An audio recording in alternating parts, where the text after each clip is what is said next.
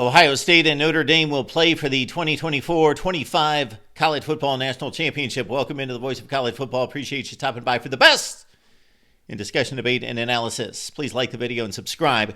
Let's get to the common opponents matchup, something that we do on a regular basis here at the Voice of College Football. Let's match up the three opponents that they both played. I understand that a number of you will comment down below why this doesn't matter, or will put into context a number of the statistics. I will attempt to do the same. I'm not going to cover everything imaginable in these games between these three opponents at Ohio State against Notre Dame, but it gives us some level of context of how these two teams played against three common opponents, and two of them near elite or favorable teams that both participated in the playoff. But first we go to Purdue. I feel so bad for poor Purdue. They were so incredibly pathetic this season at 1-11, did not defeat an FBS team, and had to deal with not only these two powerhouses, but also Oregon, 35-0 on the schedule as well. Barry Odom, 2025. Good luck. But these two games were abysmal. Purdue went to Columbus on November 9th. They lost 45-0. But it was only 7-0 after the first quarter, something Ohio State has dealt with in this college football playoff, getting off to much faster starts. They never scored more than one touchdown in the first quarter this year in the regular season. Yes, that is correct. Will Howard, 21 of 26 for 3 touchdowns. Devin Mockabee, as Purdue actually the first couple drives of the game, rushed the football pretty well against the Buckeyes, as they did against the Oregon Ducks. Mockabee, 13 carries, 73 yards, but it was Ohio State dominant in this one, leading the rushing comparison by 75 yards, outpassing Purdue by 152 yards. There you see the yardage per gain difference in the rushing game at 2.3 to the Buckeyes' advantage and 3.3 to the Buckeyes' advantage in the pass per play game. Third and fourth down plays, Ohio State a respectable 7 of 15, holding Purdue to 2 for 15, and Purdue coughed it up twice to Ohio State's 0 turnovers, 45-0 Buckeyes. The Notre Dame demolition at West Lafayette was even more decisive by 59 points, 66-7. They had 21 more first downs. They outrushed Purdue by 324 yards. This was a complete annihilation. Held Purdue to 1 of 13 on third and fourth down conversions, and also picked up a +2 in the turnover margin. Notre Dame all over Purdue as they basically handed the ball to their running backs. They even were trying to run out the clock to go in at halftime and busted open a running play for a touchdown from like 60 yards. Notre Dame 66, Purdue 7. Because of Indiana's soft Big Ten schedule, the measuring stick for the Hoosiers was a trip to Columbus the second to last weekend of the season. Good football game for a half. Buckeyes only led 14-7. Dusted off Indiana in the second half, 38-15. Let's look at the stats. Indiana actually gained more first downs, 16-14, but Ohio State outrushed the Hoosiers, but just 115-85. The passing game is the big difference here, as Curtis Rourke was miserable when he was able to get the ball off, 8 for 18, as the Ohio State pass rush was devastating. Will Howard, another efficient day at 22 of 26. This game turned in the third quarter on some special teams plays. Caleb Downs had one significant punt return, and then one that he took to the house to break the game open. And also the Indiana punter dropped a punt snap that led to a quick Ohio State touchdown, and then the dam broke and it was 31-7 before you know it. But Ohio State did control the football game in yards per carry by almost 2 yards per carry in rushing over Indiana, and 3.9 yards per pass better than Indiana, 6 of 14 in third and fourth down conversions, holding Indiana to 7 of 16. So that was about equal in the Buckeyes' 23-point win. The first ever college football playoff game played on campus, and the first ever of the expanded 12-team field, of course, in South Bend.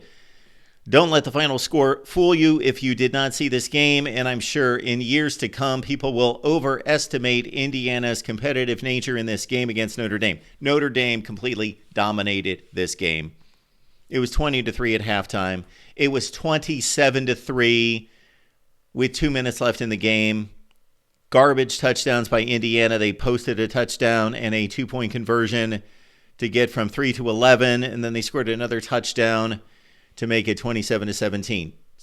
This was not a game in any way. Although Indiana's defense played pretty well against Notre Dame's offense, the Irish did not run the ball that well outside of the huge Jeremiah Love 98-yard touchdown that really separated the two teams. But other than that, about 95 yards rushing for Notre Dame on 34 carries. Riley Leonard through the air, much better than Curtis Rourke, who had another miserable day as he had an outstanding season, but against Ohio State and Notre Dame, not so much.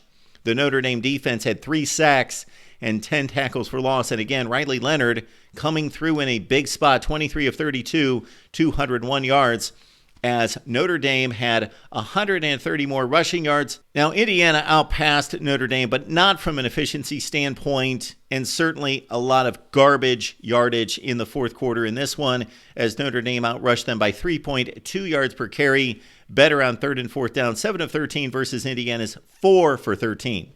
Now we get to the litmus test. Penn State and Notre Dame played just a few days ago, and it was a near classic, 27-24, with the basically walk-off field goal for Notre Dame, 27-24. They trailed much of the first half, went into halftime down 10-3, but picked up a field goal late, which served as momentum into the second half. And then we had a topsy-turvy situation as Notre Dame scored 17 straight. Penn State came back with 14 straight. Excellent football game as the offenses loosened up these defenses a little bit, but it was a defensive game for the most part, and the Notre Dame pass defense proved to be decisive in this one because they got outgained on the yards, rushing by 88 yards. But again, surprisingly, Drew Aller, the NFL prospect, outpassed by Riley Leonard. That had to do with the Notre Dame pass rush in a sense, and then also the Notre Dame secondary clamping down on the wide receivers for Penn State. Aller, 12 of 23. Leonard threw for 223, and Jaden Greathouse had his finest day as a Notre Damer, 7 catches for 105, as Notre Dame outpassed Penn State by $132. But again, Penn State at 4.9 yards per carry, as Nick Singleton in particular had a huge day with 3 touchdowns on the ground against Notre Dame's rush defense, and Notre Dame's running game at only 2.6 yards per carry, as Jeremiah Love is probably still, he's definitely not 100%, but man, he leaped over a Penn State defender there in the fourth quarter when the game was on the line. 11 of 17 for Notre Dame on third and fourth down was a big difference in this game as well, as they held Penn State to 5 of 13 and were +1 in turnovers, as of course Drew Aller threw an interception late that set up the game-winning field goal. Ohio State went to Happy Valley on November 2nd and pulled out their biggest win of the regular season, 20-13, and they gained more first downs than Penn State by 6. They did make mistakes early in the game as Will Howard threw a pick 6 as Penn State went up 10-0. And then Will Howard also had what would have been a touchdown run, but he fumbled at the pylon, and Ohio State was turned away there. Of course, the Ohio State defense turning away Penn State on 2 goal line stands, one with about 4 minutes left, and then the Buckeyes were able to run it down Penn State's throats in a 4-minute drive to ice the game, outrushed the Nittany Lions by 56, and outpassed them by 32. The advantage in yards per play was less than 1 yard, but Ohio State more successful on third and fourth downs at 50%. Penn State just over 25%, 4 of 13 there as the Buckeyes won it in a huge game in the Big Ten, 20-13. Back in the old days before the ACC contract, Notre Dame's schedule would have included Michigan and Michigan State, and of course the Buckeyes played both of those opponents, losing to Michigan in the game 13-10. They beat Michigan State earlier at 38-7, but of course those are no longer games on Notre Dame's schedule, so we just got these 3, and this is how it adds up. It is rather close, and not surprisingly, the Buckeyes more effective through the air, Notre Dame more effective on the ground against these 3 opponents, as the Buckeyes won these 3 by 75 points, Notre Dame by 72. First downs, Notre Dame with a decided advantage. They outrushed these 3 by 366 yards. However, they outrushed Purdue by 324. Ohio State had the passing advantage by 317 yards as they outpassed all 3 of these teams decidedly. Notre Dame by to 10, as the Buckeyes had a better yards per carry difference than those three opponents. So the yards per carry and the yards per pass that you see right there is a difference between that particular team's offense and their defensive numbers allowed against those opponents. So the Buckeyes plus 4.8 on the ground, Notre Dame at plus 7.8. The Buckeyes more effective through the air, 7.7 advantage in yardage, and Notre Dame 5.8 yards per play through the air. The third down and fourth down conversions, Notre Dame with an edge there as they were highly successful. The Buckeyes under 50%, 20 of 43. Both defenses staunch. Ohio State 13 of 44 given up, and Notre Dame just 10 third and fourth down conversions given up, just over 25%, in the turnovers go Notre Dame's way. Plus 3, Ohio State plus 1. We've got an Ohio State channel, folks. We've got a Notre Dame channel, and of course, we've got the main national channel. All three will provide breakdowns on this one leading up to January 20th. Keep it locked in here at the Voice of College Football. Please like and subscribe, and we'll see you soon.